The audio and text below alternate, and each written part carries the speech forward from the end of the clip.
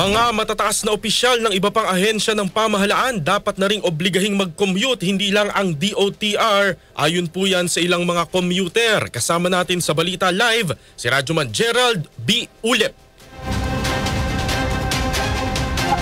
Mga commuters sa direktiba ni Department of Transportation Acting Secretary Giovanni Lopez na mag-commute papasok ng opisina ng hindi bababa sa isang beses sa isang linggo itong mga opisyal ng road at rail sectors.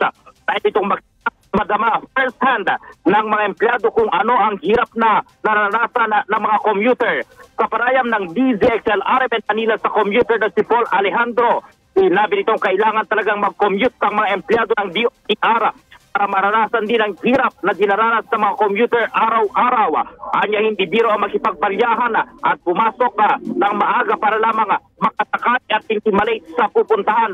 Kapag ginara ito ng mga empleyado ng DOTR ay pasa maiintindihan nilang sitwasyon ng mga commuter sa Metro Manila. Madaling sabihin kapag di mo nararanasan yung sitwasyon Madaling sabihin na wala yan, di traffic kasi may sariling sasakyan o kaya mas may access sila sa mga pribadong sasakyan. Kaya agree ako na kahit sa isang araw, sige para maranasan nila at maranasan nila yung nararamdaman ng hirap mag-commute sa mga traffic, sa mga siyempre hindi nasa aksidente katulad yan sa LRT. Samantala, nabi naman ng isa pang commuter na si Isaac Trinidad, dapat daw ay mag-commute din ng iba pang empleyado ng ahensya ng gobyerno. Amon din niyang pati itong pinakamataas na opisyal ng pamahalaan ay subukang mag-commute para maranasan ang hirap na kinaharap ng kanilang commuter.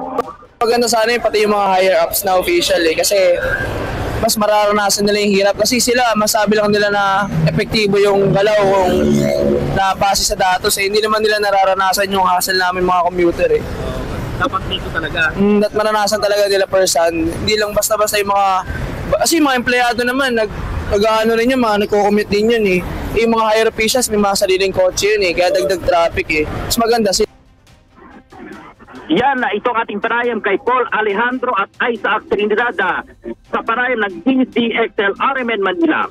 Kasama mo sa Pasig City, Radyoman Gerald B. Ulep sa RMN DZXL 558. Thank you, Gerald Ulep.